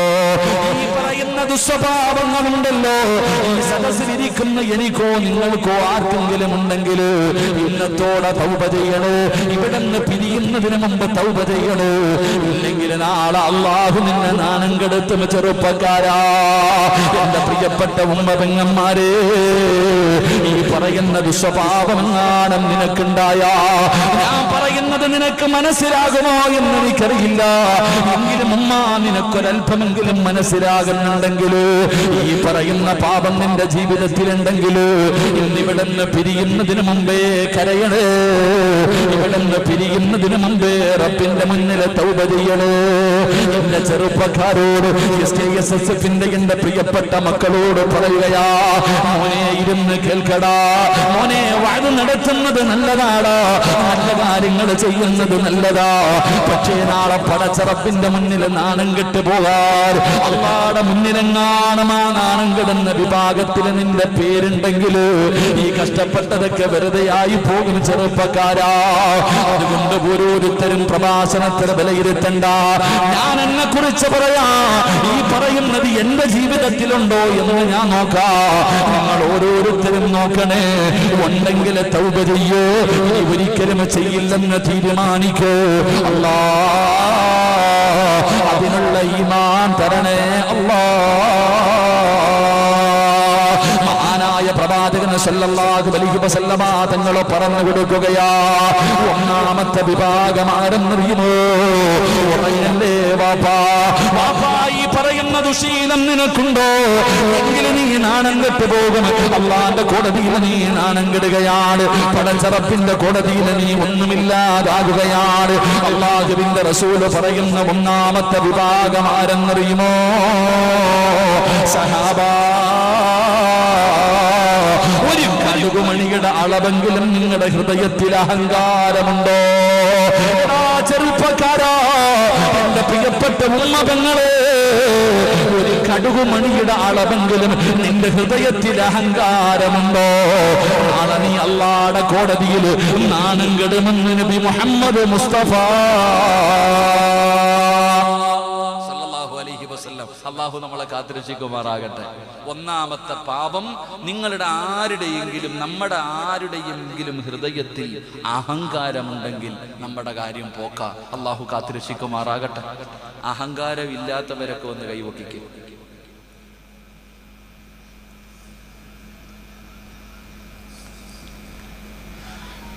ഞാൻ ചോദിച്ചത് മനസ്സിലായില്ലേ? എന്തേപ്പാ മലയാളം? അഹങ്കാരമില്ലാത്ത ആരെങ്കിലും ഉണ്ടെങ്കിൽ ഒന്ന് കൈവക്കിക്കേ. ഈ പൊക്കിയത് തന്നെയാണ് നിനക്ക് അഹങ്കാരം ഉണ്ടെന്നുള്ളതിന് തെളിവ്.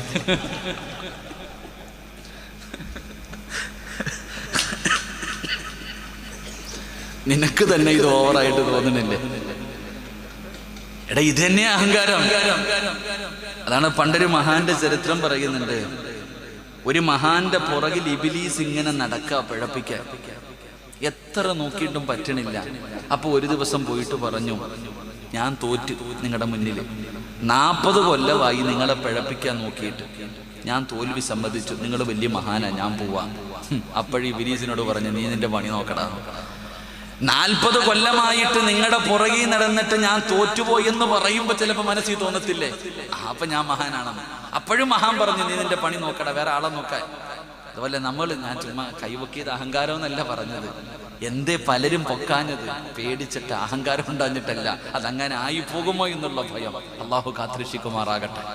അള്ളാഹ് കാത്തിരക്ഷിക്കുമാറാകട്ടെ. എല്ലാവരും പറയുന്നു അഹങ്കാരമില്ല എന്ന്. സത്യത്തിൽ നമുക്ക് എല്ലാവർക്കും അറിയാം. കാരണം ഒരു കടുകുമണിയുടെ അളവെങ്കിലും, അതാ നിങ്ങൾ ചിന്തിക്കുക, അഹങ്കാരി നരകത്തിൽ കിടക്കൂന്നല്ല പറഞ്ഞത്. അഹങ്കാരി നരകത്തിൽ കിടക്കുമെന്നല്ല. മഹാനായ പ്രവാചകന് സല്ലല്ലാഹു അലൈഹി വസല്ലമ തങ്ങൾ പറയുകയാണ്, അല്ലാഹുവിന്റെ റസൂലല്ലേ പറഞ്ഞത്. മഹാനായ പ്രവാചകൻ പറയുന്നു, ലാ യദ്ഖുലുൽ ജന്നത മൻ കാന ഫീ ഖൽബിഹി മിസ്കാല ദർറത്തിൻ. അല്ലാഹുവിന്റെ റസൂലാണ് പറഞ്ഞത്, ഒരു കടുകുമണിയുടെ അളവെങ്കിലും അഹങ്കാരമുള്ളവന് സ്വർഗ്ഗത്തിൽ കിടക്കില്ല എന്ന് മുത്തുനബി എവിടെന്ന് പറയുമ്പോ, അഹങ്കാരമെന്ന് പറയുന്നത് സാധാരണ പാപമല്ല, അത് ലോകത്തിലെ ആദ്യത്തെ പാപമാ.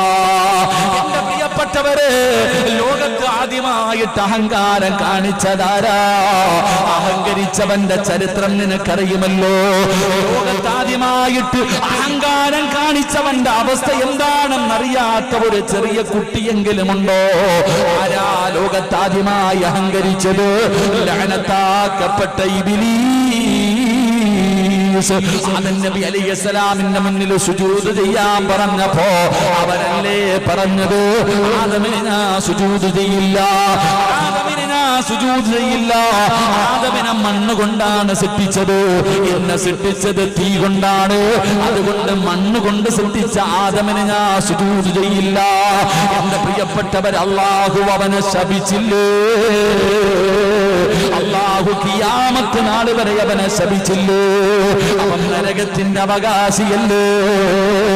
പേടിച്ച് വിറച്ചു മൂത്രമൊഴിച്ചില്ലേ? എന്റെ പ്രിയമുള്ളവരെ, ആദ്യത്തെ പാപമാണ് അഹങ്കാരം. അഹങ്കരിച്ചവന്റെ ഗതിയാണ് റബ്ബേ ഞാനും നിങ്ങളും ഇന്ന് കണ്ടുകൊണ്ടിരിക്കുന്നത്. അതുകൊണ്ടാണ് അവന്റെ പേര് കേൾക്കുമ്പോ ലഅനത്തുല്ലാഹി അലൈഹി എന്ന് പറയണമെന്ന് മുത്തുനബി വെറുതെ പഠിപ്പിച്ചതല്ല. അതുകൊണ്ട് എന്റെ പ്രിയമുള്ളവരെ, അഹങ്കാരം ഒരു കടുകുമണിയുടെ അളവെങ്കിലും അഹങ്കാരമുണ്ടോ? നാളെ പരലോകത്ത് വരുന്നത് എങ്ങനെയാണ്? അഹങ്കാരികൾ വരുന്നത് എങ്ങനെയാണ്? എന്തിനാണ് അഹങ്കരിക്കുന്നത്?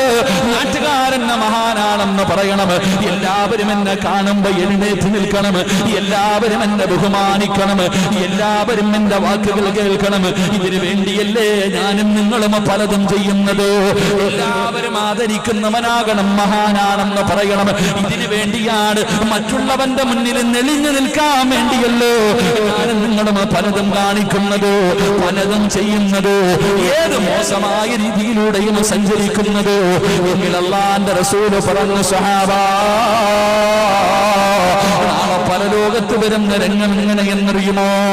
അല്ലാഹുവിന്റെ റസൂൽ എവിടെന്ന് പറയുകയാണ്, അതാ ശുഐബ് റളിയല്ലാഹു തആല റിപ്പോർട്ട് ചെയ്യുന്ന ഹദീസിൽ കാണാം, യുഹ്ശറുൽ മുതകബ്ബിറൂന യൗമൽ ഖിയാമ. നാളെ പടച്ചറപ്പിന്റെ പരലോകത്ത് ഞാനും നിങ്ങളും ഇങ്ങനെ നിൽക്കുമ്പോ ഒരു വിഭാഗം കടന്നു വരികയാ. നിങ്ങൾ കറുത്ത ഉറുമ്പിനെ കണ്ടിട്ടുണ്ടോ? ചെറിയ ഉറുമ്പിനെ കണ്ടിട്ടുണ്ടോ? എടാ, എല്ലാവരുടെ മുന്നിലും നീ വലിയവനാണെന്ന് കരുതാനല്ലേ ഈ ദുനിയാവിൽ അഹങ്കരിച്ചത്. എങ്കിൽ നാളെ അല്ലാഹുവിന്റെ കോടതിയിൽ വരുമ്പോ കാണാൻ പറ്റാത്ത ചെറിയ ഉറുമ്പുണ്ടല്ലോ, അതിന്റെ രൂപത്തിലാണ് നിന്നെ കൊണ്ടുവരുന്നത്. നിന്നെ അതുപോലെ ചെറുതാക്കുകയാണ്, പുഴുത്ത് നാറിയവനെ പോലെ ദുർഗന്ധമടിക്കുന്ന രീതിയില് നാളെ അല്ലാഹുവിന്റെ കോടതിയിൽ നിന്നെ പടച്ച റബ്ബ് കൊണ്ടുവരുമെന്ന് ആദരവായ പ്രവാചകൻ നബി മുഹമ്മദ് മുസ്തഫ സല്ലല്ലാഹു അലൈഹി വസല്ലമ തങ്ങൾ അവിടെന്ന് പറയുമ്പോ സ്വഹാബാക്കള് പലരും കരഞ്ഞു പോയത് അല്ലാഹുവേ ഇതിനെ കുറിച്ച് ഓർത്തിട്ടായിരുന്നു. കാരണം പടച്ചവനെ, സ്വഹാബികള് പലരും കരയുകയാണ്. ഒരു കടുകുമണിയുടെ അളവെങ്കിലും ഹൃദയത്തിലുണ്ടെങ്കിൽ അവന്റെ ദുആ അല്ലാഹു സ്വീകരിക്കില്ലല്ലോ, അവന്റെ നിസ്കാരം അല്ലാഹുവിന് വേണ്ടല്ലോ, അവന്റെ വഅദ് അല്ലാഹുവിന് വേണ്ടല്ലോ, അവന്റെ ദിക്റുകളും സ്വലാത്തുകളും സദഖകളും വലിച്ചെറിയുമല്ലോ. അല്ലാഹുവിന്റെ റസൂലല്ലേ പറഞ്ഞത്, അവന് സ്വർഗ്ഗത്തിൽ കടക്കില്ല എന്ന്. അവന് സ്വർഗ്ഗത്തിന്റെ അവകാശിയല്ല, അവന് നരകം വിഴുങ്ങുമെന്ന് നബി മുഹമ്മദ് മുസ്തഫ സല്ലല്ലാഹു സല്ലല്ലാഹു അലൈഹി വസല്ലമ തങ്ങൾ പറയുകയാ, അവനെ നരകം വിഴുങ്ങുകയാണ്. അന്ന് കുടിക്കാൻ കൊടുക്കുന്ന വെള്ളം ഏതെന്നറിയുമോ? എന്റെയും നിങ്ങളുടെയും കയ്യൊന്ന് മുറിഞ്ഞാൽ, കയ്യൊന്ന് പൊള്ളിയാ, ആൾക്ക് പൊള്ളിയ സ്ഥലത്ത് നിന്നൊരു ചലമിങ്ങനെ ഒഴുകി വരുമല്ലോ. അതിന് വല്ലാത്ത ദുർഗന്ധമാണല്ലോ, അതിന് വല്ലാത്ത ദുർഗന്ധമാണല്ലോ. നരകവാസികളെ പടച്ച റബ്ബ് നരകത്തിനകത്തിട്ട് കത്തിക്കുമല്ലോ. അവരുടെ ശരീരത്തിൽ നിന്ന് ഒഴുകി വരുന്ന ചീഞ്ചലമുണ്ടല്ലോ. എടാ അഹങ്കരിച്ചവന്, അല്ലാഹു നിന്നെ അത് കുടിപ്പിക്കുമെന്ന് ആദരവായ പ്രവാചകൻ നബി മുഹമ്മദ് മുസ്തഫ സല്ലല്ലാഹു അലൈഹി വസല്ലമ തങ്ങൾ പറയുമ്പോ, എടാ അഹങ്കരിക്കാൻ പാടില്ല, അല്ലാഹുവിന് മാത്രം അവകാശപ്പെട്ടതാ. അഹങ്കരിക്കുവാനുള്ള അവകാശം അല്ലാഹുവിനേ ഉള്ളൂ. അല്ലാഹു നിന്റെ യജമാനനാ, നീ അല്ലാഹുവിന്റെ അടിമയാ. അടിമ യജമാനനെക്കാളും വളരാൻ പറ്റില്ലല്ലോ. അതുകൊണ്ട് എന്റെ പ്രിയമുള്ളവര്, അല്ലാഹുവിന്റെ അടിമകൾ യജമാനനെക്കാളും വലുതാകാൻ നോക്കിയപ്പോഴല്ലേ ഈ ലോകം മുഴുവനും അല്ലാഹു ഇങ്ങനെ മുൾമുനയിൽ നിർത്തിയത്. ഞാനും നിങ്ങളും ഇന്ന് അനുഭവിച്ചു കൊണ്ടിരിക്കുന്ന കൊറോണയുണ്ടല്ലോ, പടച്ചവനെ, അമേരിക്ക മുതല് ലോകരാഷ്ട്രങ്ങൾ മുഴുവനോ അതാ ശാസ്ത്ര സാങ്കേതിക വിദ്യകളുടെ പടവുകൾ മുഴുവനും കടന്നുപോയി. ആകാശവും ഭൂമിയും ഞങ്ങളുടെ കൈയുള്ളിലാണെന്ന് പറഞ്ഞുകൊണ്ട് നടന്നവർ മുഴുവനും ഒരൊറ്റ വൈറസിന്റെ മുന്നിൽ തോറ്റുപോയല്ലോ. വിളിച്ചു കൂവിയില്ലേ, നിലവിളിച്ചില്ലേ? സർവ്വതും ഞങ്ങളുടെ കയ്യിലാണെന്ന് അഹങ്കരിച്ച പല ഭരണാധികാരികളും പല രാജ്യങ്ങളും ഇനി എല്ലാം ദൈവത്തിന്റെ കയ്യിലാണെന്ന് നിലവിളിച്ചുകൊണ്ട് പള്ളി ബാങ്ക് വിളിക്കാൻ തുറന്നു കൊടുത്തില്ലേ, നമസ്കരിക്കാൻ തുറന്നു കൊടുത്തില്ലേ, പ്രാർത്ഥിക്കാൻ അനുവാദം കൊടുത്തില്ലേ, പ്രാർത്ഥിക്കാൻ രാജ്യത്തിലെ പലരോടും യാചിച്ചില്ലേ? എന്തേ അഹങ്കാരം കൂടിയപ്പോ അല്ലാഹു കാണിച്ചു തന്നു, നീയൊന്നും ഒന്നുമല്ലടാ. എടാ എന്റെ മുന്നില് നീയൊന്നും ഒന്നുമല്ലടാ എന്ന് പടച്ച റബ്ബ് നമുക്ക് കാണിച്ചു തന്നിട്ടുണ്ടെങ്കിലോ ഇനിയെങ്കിലും സഹോദരാ ജീവിതത്തിലെ മാറ്റം വരുത്തിക്കോ. അല്ലാഹുവിന്റെ റസൂല് പറയുകയാ, നാളെ പടച്ച റബ്ബിന്റെ പരലോകത്തില് നാണം കെട്ട് വരുന്ന ഒന്നാമത്തെ വിഭാഗം ആരെന്നറിയുമോ? അത് അഹങ്കാരമുള്ളവരാ, അത് അഹങ്കരിച്ച് നടന്നവരാ, നരകത്തിന്റെ അവകാശിയോ എന്ന് നബി മുഹമ്മദ് മുസ്തഫ സല്ലല്ലാഹു അലൈഹി വസല്ലം. അല്ലാഹു നമ്മളെ കാത്തുരക്ഷിക്കുമാറാകട്ടെ. അഹങ്കാരം കൂടിയതുകൊണ്ട് കൊറോണ തന്നിട്ട് ഇല്ലേ അമേരിക്ക, എന്തൊക്കെയായിരുന്നു, ചൈന, ജർമ്മൻ, ഇറ്റലി, എന്തൊക്കെ രാജ്യങ്ങൾ ചന്ദ്രനീ വിടുന്നു, സൂര്യനെ ഇനി എവിടൊക്കെ വിടാൻ പറ്റും അങ്ങോട്ടൊക്കെ വിട്ടിട്ട് അവിടെ താമസിക്കാനുള്ള ഹോട്ടൽ പണിയുന്നു. എല്ലാം ഞങ്ങളുടെ കയ്യിലാ. എടാ കക്കഞ്ചയിലെ ബാത്റൂമിനകത്തിരുന്ന് നീ എന്ത് ചെയ്താലും അമേരിക്കയിൽ ഇരുന്നുകൊണ്ട് ട്രംപിന് കാണാം. എന്തൊക്കെയായിരുന്നു ഇല്ലേ, ഒലക്ക മലപ്പുറം കത്തി എന്നൊക്കെ പറയണവരെ എന്തൊക്കെയായിരുന്നു. എടാ കക്കഞ്ചയിലെ നീ നിന്റെ വീടിന്റെ അകത്തിരുന്ന് ചെയ്യുന്നത് അമേരിക്കയിൽ ഇരുന്ന് കാണാൻ പറ്റും. ഞങ്ങൾ അത്രയും ശാസ്ത്രമായിട്ട് വളർന്നു. ഈ വൈറസ് വന്നിട്ട് എന്തേടാ കൊറോണയ്ക്ക് മരുന്നില്ലാതെ നീ കടന്ന് വിളിച്ചൂവിയത്? അല്ല കാണിച്ചു തന്നെ, നീയൊന്നും എന്റെ മുന്നിൽ ആരുമല്ലെന്ന്. അള്ളാഹു ഇനിയെങ്കിലും നമുക്ക് ഈമാൻ നൽകുമാറാകട്ടെ. പറ, ഈമാൻ നൽകുമാറാകട്ടെ. ഇവിടെ മാസ്ക് ഒന്നും ഇല്ല കേട്ടോ. അപ്പൊ ഞാനിങ്ങനെ അത്ഭുതപ്പെടാറുണ്ട്. ഇന്നിപ്പോ ജിഫ്രീത്തകൾ വന്നപ്പോ ഇങ്ങനെ ചോദിക്കുക, നിങ്ങൾ ഇതിങ്ങനെ നടക്കുന്നത്? തങ്ങൾ മാസ്ക്, കാരണം കേരളത്തിൽ മാസ്ക് വേണം, കേരളത്തിൽ മാസ്ക് വേണം. തങ്ങൾ മാസ്ക്, നമ്മളിപ്പോ ഞാൻ ഇരിക്കപ്പോ ഇങ്ങനെ മാറി നിൽക്കുക. കാരണം മാസ്ക് ഇവിടെ ഇപ്പൊ ആരുമില്ല. അല്ലാഹു ആലം, പടച്ചോൻ നമുക്കൊക്കെ കാവല് നൽകുമാറാകട്ടെ. ആകെ ഈ സദസ്സുകളിലൊക്കെ ദുആയും കുറെ പ്രായമുള്ള ഉസ്താദന്മാരുടെ പ്രാർത്ഥന ഉള്ളതുകൊണ്ടല്ല, വേറൊന്നുമല്ല. എൻ്റെ പ്രിയപ്പെട്ട സഹോദരങ്ങളെ, പലരും ഇന്നൊരു ഉസ്താദ് വിളിച്ചിട്ട് പറഞ്ഞു, ഉസ്താദ് ഭക്ഷണം കഴിക്കാൻ രുചിയൊന്നുമില്ല, മണമൊന്നുമില്ല, ടെസ്റ്റ് ചെയ്യാൻ പോകാനാ എല്ലാം പറയണേ. ഞാൻ പറഞ്ഞു, വെറുതെ പോയി പൈസ കളയണ്ട, എന്തിനാ? എൻ്റെ പ്രിയപ്പെട്ടവരെ, അള്ളാഹു നമ്മളെയൊക്കെ കാത്തുരക്ഷിക്കുമാറാകട്ടെ. എൻ്റെ പ്രിയപ്പെട്ട സഹോദരങ്ങൾ, അപ്പൊ അഹങ്കാരമുണ്ടോ എന്ന് ചോദിച്ചപ്പോ ഇല്ല എന്നാ എല്ലാവരും പറഞ്ഞു. കുറച്ചു പേര് മിണ്ടാതിരുന്നു. സത്യത്തിൽ നമുക്ക് അഹങ്കാരമുണ്ടോ? ഉണ്ടോ? ഉണ്ടോ ഇല്ലേ? ഉണ്ടോന്നറിയണം. എന്താ വെടികൊണ്ടതുപോലെ ഇരിക്കണേ? അഹങ്കാരമുണ്ടോ ഇല്ലയോ എന്ന് അറിയണ്ടേ? അറിയണോ വേണോ? അറിയണോ? എന്താ ഇപ്പൊ നിങ്ങളൊക്കെ പേടിച്ചിരിക്കണേ? അറിയണോ? എനിക്ക് അഹങ്കാരമുണ്ടോ, നിനക്ക് അഹങ്കാരമുണ്ടോ എന്നറിയാനുള്ള ഒരടയാളം ഞാൻ പറഞ്ഞു തരട്ടെ. അള്ളാഹു പഠിക്കാൻ ഭാഗ്യം തരുമാറാകട്ടെ. വേണോ? എന്ന് കൈവക്കിക്ക. അടയാളെങ്കിലും കേൾക്കാൻ ആഗ്രഹമുള്ളത് എന്താ ഇപ്പൊ ഒരു പേടി? അടയാളമല്ല, ഞാൻ ഒന്നും പറയില്ല, ധൈര്യമായിട്ട് പൊക്കിക്കോ. ഞാൻ പറയുന്ന ഈ ഒരു അടയാളം നിങ്ങൾക്ക് ഉണ്ടെങ്കിൽ നിങ്ങൾക്ക് അഹങ്കാരമുണ്ട്. അള്ളാഹു കാത്തുരക്ഷിക്കുമാറാകട്ടെ, അള്ളാഹ് കാത്തുരക്ഷിക്കുമാറാകട്ടെ. ആരാ പറഞ്ഞു തരുന്നത്? അഹങ്കാരമുണ്ടോ എന്ന് തിരിച്ചറിയാനുള്ള അടയാളം എന്താ? അല്ലാഹുവേ, മദീനത്ത് ചെല്ലുമ്പോൾ കാണാം അല്ലാഹുവിന്റെ പ്രവാചകൻ സല്ലല്ലാഹു അലൈഹി വസല്ലമ തങ്ങളുടെ റൗള ശരീഫിന്റെ അകത്ത് മുത്തി നബിയുടെ വലതും ഇടതും രണ്ടുപേര് കിടക്കുന്നുണ്ട്. മഹാനായ സയ്യിദുനാ അബൂബക്കർ സിദ്ദീഖ് റളിയല്ലാഹു തആല അൻഹു, മഹാനായ സയ്യിദുനാ ഉമർ ഇബ്നുൽ ഖത്താബ് റളിയല്ലാഹു തആല അൻഹു. ആ ഉമർ ഇബ്നുൽ ഖത്താബ് തങ്ങളാണ് പറഞ്ഞു തരുന്നത്. ആരാ ഉമർ എന്ന് ഞാൻ നിങ്ങൾക്ക് പറഞ്ഞു തരേണ്ടതില്ലല്ലോ. ഉമർ, അല്ലാഹുവേ, ഉമറിന്റെ ജാഹിലിയ കാലഘട്ടത്തെ കുറിച്ച് ചിന്തിച്ചു നോക്കൂ.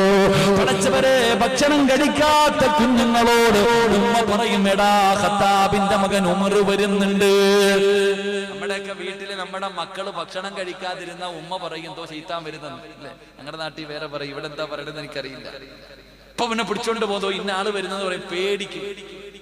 പാക്കാന്ത വരുന്നു, ചെയ്ത്താൻ വരുന്നു എന്നൊക്കെ പറയാറുണ്ട്. എന്നാൽ ഉമർ തങ്ങളുടെ കാലഘട്ടത്തിൽ മക്കള് ഭക്ഷണം കഴിക്കാതെ വന്നാ, ഓ വരുന്ന ഖത്താബിന്റെ മകൻ ഉമർ വരുന്നു, ഭാര്യ തിന്നും. ഒപ്പം തന്നെ അപ്പൊ ചിന്തിച്ചു വയ്ക്കേ, വലിയവരുടെ കാര്യം പോകട്ടെ, ചെറിയ കുട്ടികൾ പോലും ഭയക്കുന്ന രീതിയിൽ.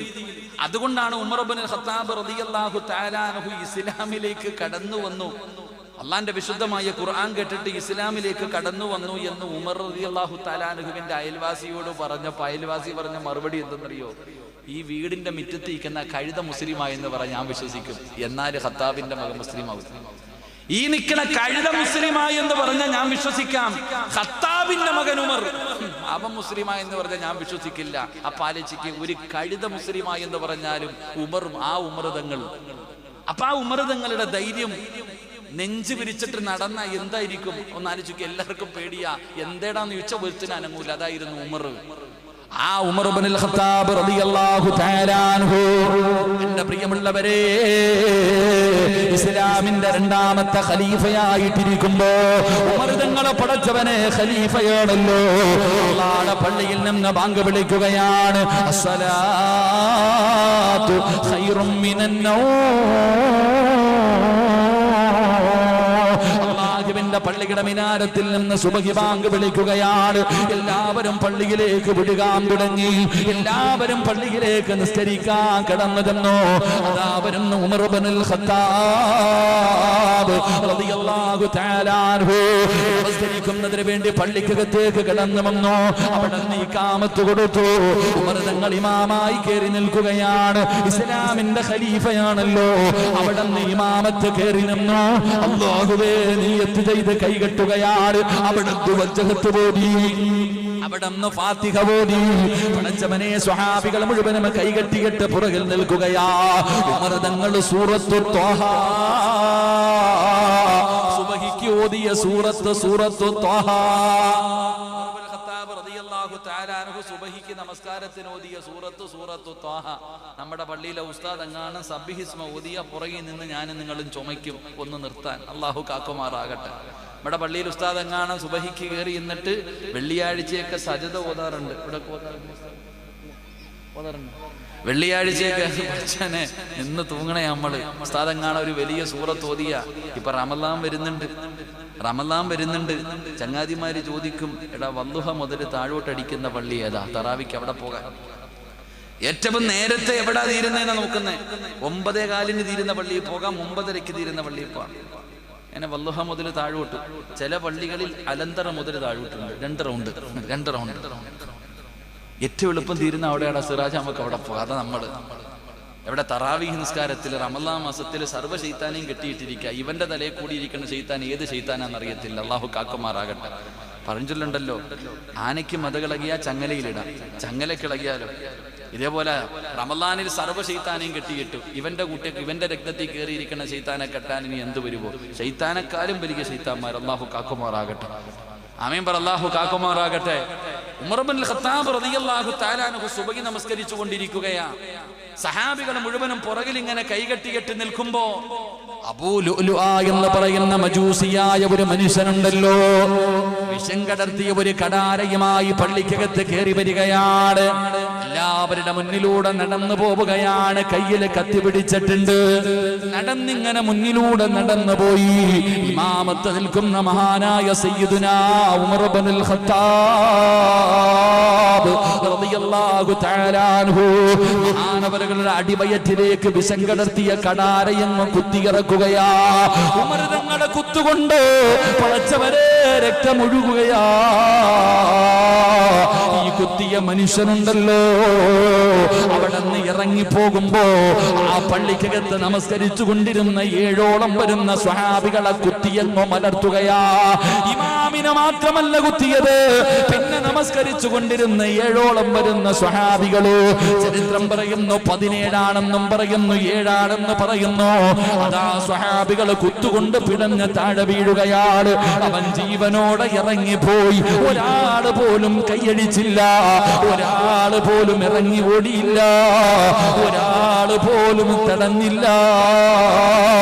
പടച്ചവനെ എല്ലാവരും എന്ത് ചെയ്യണമെന്നറിയാതെ നിൽക്കുകയാണ്. അതാ സ്വഹാബികളെ പിടഞ്ഞു താഴെ വീണു. ഇസ്ലാമിന്റെ ഖലീഫയായ ഇമാമായ ഉമർ തങ്ങള് നമസ്കരിക്കാൻ കഴിയാതെ അല്ലാഹുവേ പിടയുകയാ. ഉമർ തങ്ങൾ വിളിച്ചു പറഞ്ഞു, അല്ലാഹു അക്ബർ. പഠിക്കടാ ചെറുപ്പക്കാരാ. അവിടെ നിന്നുകൊണ്ട് വിളിച്ചു പറഞ്ഞു, അല്ലാഹു അക്ബർ. പടച്ചവനേ, അതാ തന്റെ പുറകിൽ നിന്ന സ്വഹാബി അബ്ദുറഹ്മാൻ ഇബ്നു ഔഫ് റളിയല്ലാഹു തആല അൻഹു പുറകിൽ നിൽക്കുകയാണ്. ഇമാമിന് നിൽക്കാൻ പറ്റില്ല എന്ന സൂചന കൊടുത്തപ്പോ പുറകിൽ നിന്ന സ്വഹാബി മുന്നിലേക്ക് കേറുകയാ. ഉമർ തങ്ങൾ പിടഞ്ഞു താഴെ വീണു. അബ്ദുറഹ്മാൻ ഇബ്നു ഔഫ് റളിയല്ലാഹു തആല അൻഹു പടച്ചവനെ നമസ്കാരം തുടരുകയാ. കാലിന്റെ ചുവട്ടിലാ ഖലീഫ കിടന്ന് പിടയുന്നത്. പക്ഷേ കെട്ടിയ കൈയടിച്ചില്ല, ഒരാളും നിലവിളിച്ചില്ല, ഒരാളും ഇറങ്ങി ഓടിയില്ല. കാരണം എന്തെന്നറിയുമോ? ആരുടെ മുന്നിലാ നിൽക്കുന്നതെന്നറിയുമോ? ഈ പ്രപഞ്ചം മുഴുവനും അടക്കി ഭരിക്കുന്ന രാജാതിരാജനായ മലിക്കുൽ ജബ്ബാറായ സർവാധിനാഥനായ സർവാധിപരനായ ഈ പ്രപഞ്ചത്തിന്റെ അധിപനായ പടച്ച റബ്ബിന്റെ മുന്നിലാ കൈകെട്ടിയിട്ട് പറഞ്ഞതിന്റെ അർത്ഥം അറിയുമോ ചെറുപ്പക്കാരാ? ഓർമ്മ വെച്ച കാലം മുതൽ നിസ്കരിക്കുന്നല്ലോ, 30, 40, 50, 60 വർഷം കൊണ്ട് നിസ്കരിക്കുന്ന വാപ്പാ, ഈ കൈകെട്ടിയിട്ട് നീ പറയുന്നതിന്റെ അർത്ഥം നിനക്കറിയുമോ? എല്ലാ നമസ്കാരത്തിലും പറയുമല്ലോ, ആ പറയുന്നതിന്റെ അർത്ഥം എന്താണെന്ന് ഇന്ന് വരെ നീ പഠിച്ചിട്ടുണ്ടോ?